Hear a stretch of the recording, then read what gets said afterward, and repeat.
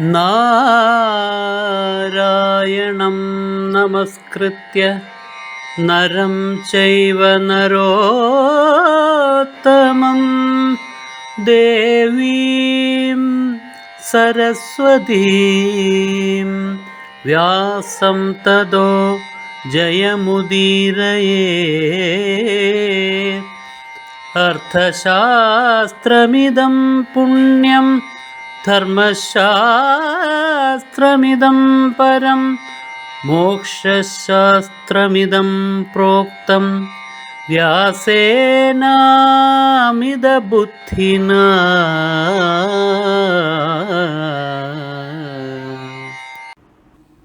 ശിഷ്യനെ പരീക്ഷിച്ചേ സ്വീകരിക്കൂ. ബ്രഹ്മവിദ്യയ്ക്ക് വേണ്ടി വന്നിരിക്കുന്നയാളാണ് അദ്ദേഹം. അദ്ദേഹം ബ്രഹ്മവിദ്യയ്ക്ക് അർഹനാണോ എന്ന് നേരിട്ട് ഗുരു പരീക്ഷിച്ചു നോക്കും. അങ്ങനെ പരീക്ഷിച്ചതായിരുന്നു ഇത്. അവിടെ ആ പട്ടാളക്കാരൻ്റെ ശകാരം മുതൽ ഇവിടെ ഈ കൊട്ടാരത്തിൻ്റെ ഉള്ളിൽ ആ അന്തഃപുരത്തിൻ്റെ മുന്നിൽ, ആ അന്തഃപുരത്തിൻ്റെ ഉള്ളിൽ തന്നെ അദ്ദേഹത്തിന് ലഭിച്ചതായ സ്വീകരണങ്ങൾ ഒന്നും ആ ശുകബ്രഹ്മർഷിയെ ഒരു പ്രകാരത്തിലും സ്വാധീനിക്കുന്നില്ല. അദ്ദേഹത്തിൻ്റെ മനസ്സ് പരിപൂർണമായിട്ടും ബ്രഹ്മസാക്ഷാത്കാരത്തിൻ്റെ നിഷ്ഠയിലാണ് എന്ന് ഉറപ്പ് വന്നു. ശമദമാദികളും എല്ലാം നേടിക്കഴിഞ്ഞിരിക്കുന്നു. ശമം ദമം ഉപരതി തുടങ്ങിയതെല്ലാം നേടിക്കഴിഞ്ഞിരിക്കുന്നു എന്ന് ഉറപ്പ് വന്നു കഴിഞ്ഞു. അദ്ദേഹം യഥായോഗ്യം ഇനി ആ അതിഥിയെ, ആ വിദ്യാർത്ഥിയെ സ്വീകരിക്കണം, സൽക്കരിക്കണം. എന്തിനു വേണ്ടിയിട്ടാണോ അദ്ദേഹം വന്നിരിക്കുന്നത് അത് പകർന്നു നൽകണം. അതിനു വേണ്ടിയിട്ട് യഥായോഗ്യം സ്വീകരിക്കാൻ വേണ്ടി സന്നാഹങ്ങളുമായി മന്ത്രിമാരോടൊപ്പം വരികയാണ്. പിന്നെയോ കൂടെ ആരൊക്കെയുണ്ട്? പുരോഹിതം കൃത്വ. ഇങ്ങനെ ഒരു ഋഷി വന്നു കഴിഞ്ഞാലേ അദ്ദേഹത്തെ സ്വീകരിക്കേണ്ടത് പുരോഹിതനെ മുൻനിർത്തിയാണ്. അങ്ങനെ മുന്നിൽ പുരോഹിതനെ നിർത്തി. പിന്നെയോ സർവാണി അന്തഃപുരാണിച്ച, ആ അന്തഃപുരത്തിലുള്ള എല്ലാ ആളുകളെയും കൂട്ടിക്കൊണ്ട് ആസനം ച പുരസ്കൃത്യ രത്നാനി വിധാനിച്ച, സുഖബ്രഹ്മർഷിക്ക് ഇരിക്കാൻ പറ്റിയതായ, അങ്ങനൊരു ബ്രഹ്മർഷിയെ ഇരുത്തേണ്ടതായ പവിത്രമായിരിക്കുന്ന പീഠത്തെയും എടുപ്പിച്ച്, പിന്നെയോ അദ്ദേഹത്തിൻ്റെ മുന്നിൽ സമർപ്പിക്കാൻ വേണ്ടിയിട്ടുള്ളതായ കാഴ്ചദ്രവ്യങ്ങൾ, പൂജാദ്രവ്യങ്ങൾ അവയെല്ലാം എടുത്തുകൊണ്ട് ശിരസാച അർഘ്യമാതായ, അർഘ്യത്തെ, പൂജയ്ക്ക് വേണ്ടിയിട്ടുള്ള ജലം, അതേപോലെ തന്നെ എല്ലാ പൂജയ്ക്ക് വേണ്ടിയുള്ള എല്ലാ പദാർത്ഥങ്ങളും എന്നും കൂടി അതിൽ നിന്നിട്ട് അർത്ഥം നമുക്ക് എടുക്കാൻ കഴിയും. അതെല്ലാം വലിയ പാത്രത്തിൽ കൃത്യമായി എല്ലാം അടുക്കി വെച്ചിട്ട് അതിനെ തൻ്റെ ശിരസിലെടുത്തുകൊണ്ട്, രാജാവ് അങ്ങനെയാണ് വരുന്നത്, ആ പൂജാദ്രവ്യങ്ങളെയെല്ലാം സ്വയം ചുമന്നുകൊണ്ട് ഗുരുപുത്രം സമഭ്യഗാത്, ഗുരുപുത്രൻ്റെ മുന്നിലേക്ക്, വ്യാസഭഗവാന്റെ പുത്രൻ്റെ മുന്നിലേക്ക്, ശുകബ്രഹ്മർഷിയുടെ മുന്നിലേക്ക് മഹാരാജാവായ ജനകൻ വളരെ ഭക്തിയോടുകൂടിയിട്ട് വിനയാന്വിതനായിട്ട് എത്തിച്ചേർന്നു. ചക്രവർത്തിയാണ്, പക്ഷേ ആ ചക്രവർത്തി രാജ്യത്തിൻ്റെ മുഴുവൻ ഉടമയാണ്. പക്ഷേ അദ്ദേഹം എത്രമാത്രം വിനയാന്വിതനാണ്, എല്ലാവരുടെയും സേവകനാണ്. ഈ പ്രകാരത്തിലുള്ള രാജാക്കന്മാരും ചക്രവർത്തിമാരും ഭരിച്ചിരുന്ന നാടാണ് ഭാരതം. ഒരു സംഭവം മാത്രം ചരിത്രത്തിൻ്റെ ഏടിൽ നിന്ന് ഒരു സംഭവം മാത്രം എല്ലാവരുടെയും മുന്നിൽ ഈ അവസരത്തിൽ അവതരിപ്പിക്കാൻ ആഗ്രഹിക്കുന്നു. ഇത് കേട്ടുകൊണ്ടിരിക്കുന്ന ആളുകൾക്ക് അധികം പേർക്കും അതറിയും. വിവിധിഷാനന്ദൻ എന്ന് പിന്നീട് വിവേകാനന്ദൻ എന്ന് അറിയപ്പെടുന്ന സ്വാമി കന്യാകുമാരിയിൽ എത്തുന്നതിന് മുമ്പ് തിരുവനന്തപുരത്ത് നിന്ന് അദ്ദേഹം രാമനാട്ടിലേക്കാണ് പോയത്. രാമനാട്ടിലെ രാജാവ് വിവിധിഷാനന്ദൻ എന്നുള്ള ഈ സന്യാസിയെ കണ്ടിട്ട് അദ്ദേഹത്തിൻ്റെ പാദങ്ങളിൽ നമസ്കരിച്ച് തൻ്റെ കൊട്ടാരത്തിലേക്ക് കൊണ്ടുപോയി യഥായോഗ്യം പൂജ ചെയ്തു. സംസാരിച്ചു കഴിഞ്ഞപ്പോൾ തന്നെ മനസ്സിലായി ഇദ്ദേഹം സാധാരണനല്ല. രാമനാട്ടിലെ അന്നത്തെ രാജാവിൻ്റെ പേര് ഭാസ്കര സേതുപതി എന്നാണ്. അദ്ദേഹം ചിക്കാഗോയിൽ നടക്കാൻ പോകുന്ന സർവമത സമ്മേളനത്തെക്കുറിച്ച് അറിഞ്ഞിരുന്നു. അന്ന് ഇന്നത്തെ പോലെ വാർത്താവിതരണ മാധ്യമങ്ങളൊന്നും ഇല്ല. അവിടെ നിന്നൊരു പത്രം ഇവിടെ വരണമെങ്കിൽ മാസങ്ങൾ പലതെടുക്കും. അങ്ങനെയാണ് കാര്യങ്ങൾ അറിയുക. ഭാസ്കര സേതുപതി അറിഞ്ഞിരുന്നു. പത്രദ്വാരേണയായിരിക്കാം അറിഞ്ഞിരുന്നു. അദ്ദേഹമാണ് ഈ വിവിധിഷാനന്ദൻ എന്ന വിവേകാനന്ദനോട് ചിക്കാഗോയിൽ അങ്ങ് പോകണം, സർവമത സമ്മേളനത്തിൽ അങ്ങ് പങ്കെടുക്കണം, ഹിന്ദുക്കളെ ഭാരത മതത്തെ പരിപൂർണമായിട്ടും പരിചയപ്പെടുത്താൻ അതിൻ്റെ പ്രതിനിധിയായിട്ട് അങ്ങ് പോകണം എന്ന് ആവശ്യപ്പെടുന്ന അദ്ദേഹമാണ്. അദ്ദേഹം ആവശ്യപ്പെടുമ്പോൾ വിവേകാനന്ദ സ്വാമികൾ പറഞ്ഞു അദ്ദേഹത്തോട്, എൻ്റെ ഗുരുനാഥൻ എങ്ങനെ തീരുമാനിക്കുമോ ആ പ്രകാരത്തിൽ ഞാൻ ചെയ്യും എന്ന്. അദ്ദേഹം ഗുരുനാഥൻ പറയട്ടെ, ഞാൻ പോകും, ഇല്ലെങ്കിൽ ഇല്ല, അത്രയേ ഉള്ളൂ. അത് കഴിഞ്ഞിട്ട് അവിടെ നിന്നിട്ടാണ് അദ്ദേഹം കന്യാകുമാരിക്ക് വരുന്നതും. ആ പാറയുടെ പുറത്ത് ഡിസംബർ മാസം അവസാനത്തെ ദിവസങ്ങളാണ്. ആ പാറയുടെ പുറത്ത് ആ തണുപ്പത്ത് 3 ദിവസം അദ്ദേഹം അവിടെ ഇരുന്നു. കടലിൽ നീന്തിക്കേറിയതാണ്, ഇതൊക്കെ നമുക്കറിയാം.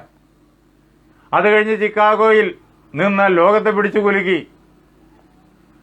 ചിക്കാഗോയിലേക്ക് പോകാനായിട്ട് കപ്പൽ കയറുമ്പോഴാണ് അദ്ദേഹത്തിന്റെ ശിഷ്യനായ രാജാവ്, അതായത്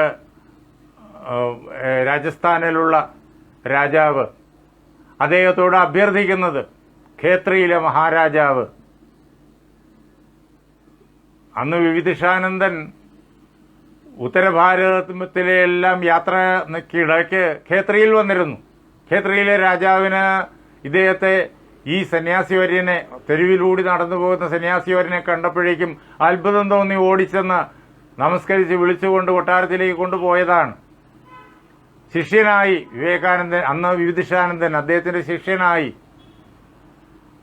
അദ്ദേഹം ആണ് വിവേകാനന്ദൻ ഇങ്ങ് അവിടെ നിന്നിട്ട് തിരുവനന്തപുരത്ത് വന്ന് പിന്നെ ഭാസ്കര സേതുപതിയെ കണ്ട് തിരിച്ച് പോകുമ്പോഴേക്കും കന്യാകുമാരിയിൽ വെച്ച് അദ്ദേഹത്തിന് തന്റെ ഗുരുനാഥൻ അമേരിക്കയിലേക്ക് പോകാൻ ആജ്ഞാപിക്കുന്നത് നേരിട്ട് കാണാനും കേൾക്കാനും കഴിഞ്ഞു. അങ്ങനെയാണ് അങ്ങോട്ട് പോകുന്നത്.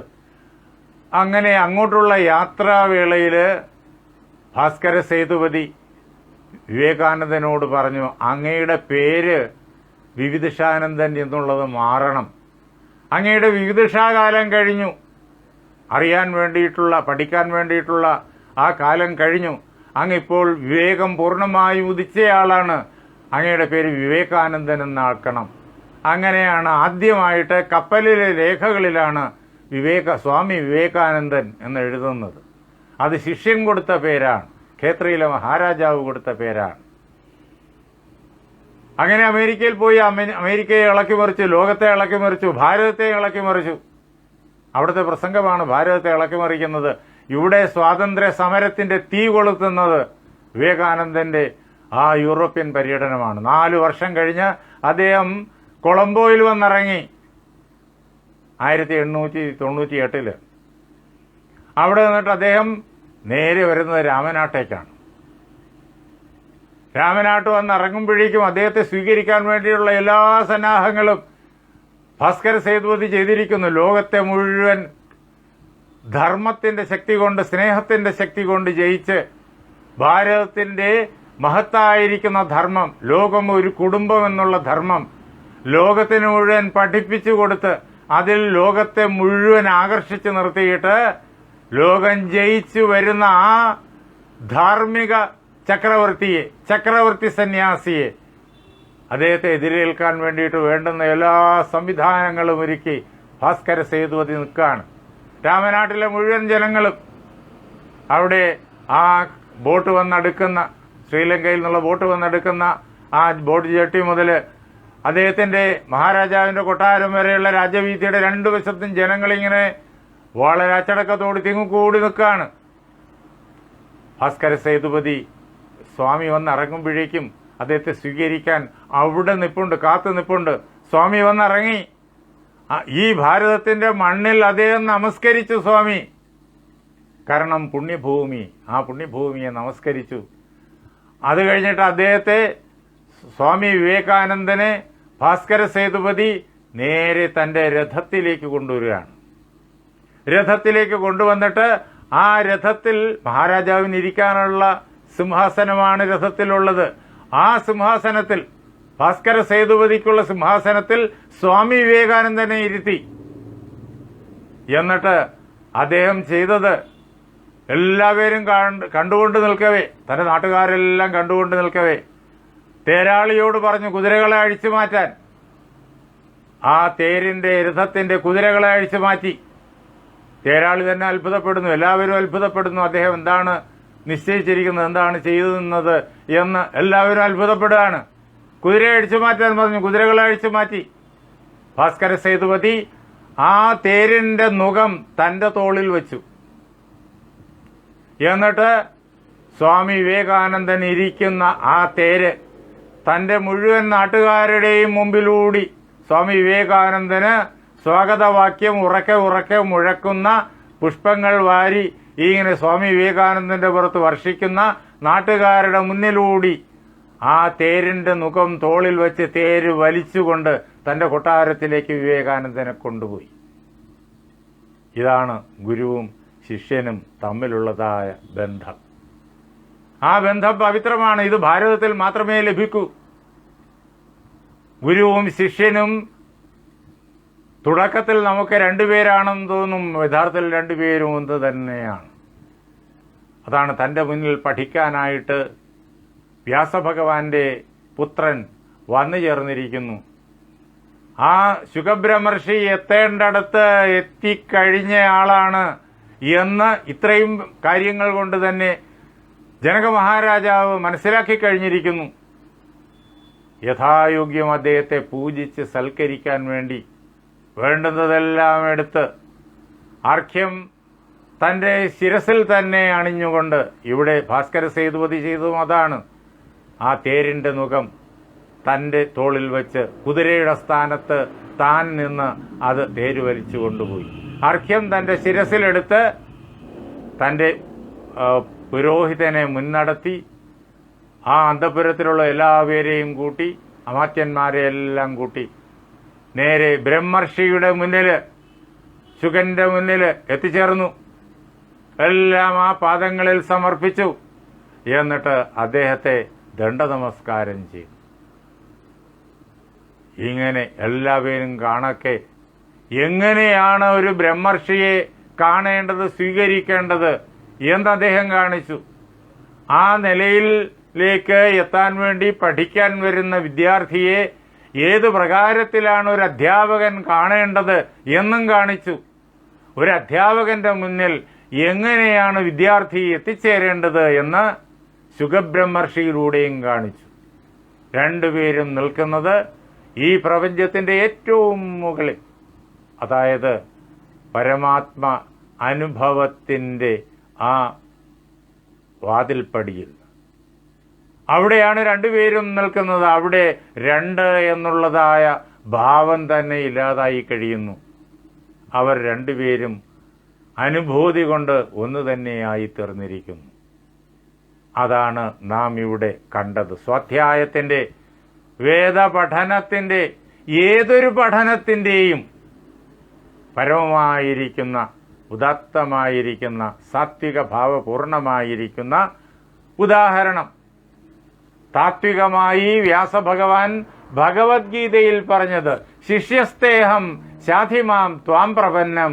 അല്ലയോ കൃഷ്ണ, ഞാൻ നിന്റെ ശിഷ്യനാണ്. നീ എന്നെ ഉപദേശിച്ചാലും എന്നെ പഠിപ്പിച്ചാലും ഞാൻ നിന്നെ ശരണം പ്രാപിച്ചിരിക്കുന്നു. ആ ശരണം പ്രാപിച്ച ശിഷ്യനും ആ ശിഷ്യനെ പ്രപഞ്ചത്തിന്റെ സമ്പൂർണ്ണ അനുഭൂതിയിൽ കൊണ്ടെത്തിക്കുന്ന ആ ഗുരുവും, കൃഷ്ണനും അർജുനനും, ഗുരുവും ശിഷ്യനും. അത് ഭഗവത്ഗീതയിൽ, ഈ മഹാഭാരതത്തിന്റെ ഒത്തനടുക്ക് ഭീഷ്മപർവത്തിൽ നാം കാണുന്നു ഭഗവത്ഗീതയിൽ. അത് തന്നെ ഇവിടെ ഇതാ കഥാരൂപത്തിൽ നമുക്ക് ശുകബ്രഹ്മർഷിയുടെ സ്വാധ്യായത്തിലൂടെ വ്യാസഭഗവാൻ കേൾപ്പിക്കുന്നു. ശാന്തിപർവത്തിൽ ഭീഷ്മന്റെ വാക്കുകളായിട്ട് കേൾപ്പിക്കുന്നു. തുടർന്ന് ആ ഗുരുശിഷ്യന്മാർ തമ്മിലുള്ള സംഭാഷണം ആ വിദ്യാദാനവും വിദ്യയുടെ സ്വീകരണവും അത് നമുക്ക് നാളെ ചർച്ച ചെയ്യാം. എൻ്റെ വാക്കുകളാകുന്ന പൂജാപുഷ്പങ്ങൾ പാർവതീ പരമേശ്വരന്മാരുടെ പാദങ്ങളിൽ, ശ്രീരാമസീത ആഞ്ജനേയന്മാരുടെ പാദങ്ങളിൽ, എൻ്റെ ഗുരുനാഥനായ ജഗദ്ഗുരുസ്വാമി സത്യാനന്ദ സരസ്വതി തൃപ്പാദങ്ങളിൽ, എൻ്റെ പരമഗുരുവായ ബ്രഹ്മശ്രീ നീലകണ്ഠ ഗുരുപാദരുടെ പാദപങ്കജങ്ങളിൽ, ഇത് കേട്ടുകൊണ്ടിരിക്കുന്ന നിങ്ങളുടെ എല്ലാവരുടെയും ഗുരുവിൻ്റെ പാദപത്മങ്ങളിൽ, ആ ധന്യമായ സങ്കല്പം കൊണ്ട് പവിത്രമായിരിക്കുന്ന നിങ്ങളുടെ ഹൃദയങ്ങളിൽ, വ്യാസഭഗവാന്റെ പാദപങ്കജങ്ങളിൽ പൂജാപുഷ്പങ്ങളെന്നോണം സമർപ്പിച്ചുകൊള്ളുന്നു. ജയ് സീതാറാം. സത്യാനന്ദ സംസ്കൃതി എന്നുള്ള യൂട്യൂബ് ചാനലിൽ തുടർച്ചയായിട്ട് ഇതെല്ലാം വന്നുകൊണ്ടിരിക്കുന്നുണ്ട്. കഴിഞ്ഞ ക്ലാസ്സുകളെല്ലാം അതിൽ കാണാം. ഈ സ്വാധ്യായത്തിൻ്റെ ഈ കഥ, ശുഖബ്രഹ്മർഷിയുടെ ഈ കഥ ഇപ്പോൾ അതിൽ ഓരോ ദിവസവും വന്നുകൊണ്ടിരിക്കുന്നു. 1-ാം തീയതി വരെ കൊണ്ട് കഴിഞ്ഞ ക്ലാസ്സുകളെല്ലാം അതിൽ കഴിയും. 2-ാം തീയതി തൊട്ട് ഇന്നത്തെ ക്ലാസ് കേട്ടു തുടങ്ങും. എല്ലാവരും അത് സബ്സ്ക്രൈബ് ചെയ്യണം, അതിൽ വരണം എന്നും അഭ്യർത്ഥിക്കുന്നു. നമസ്കാരം.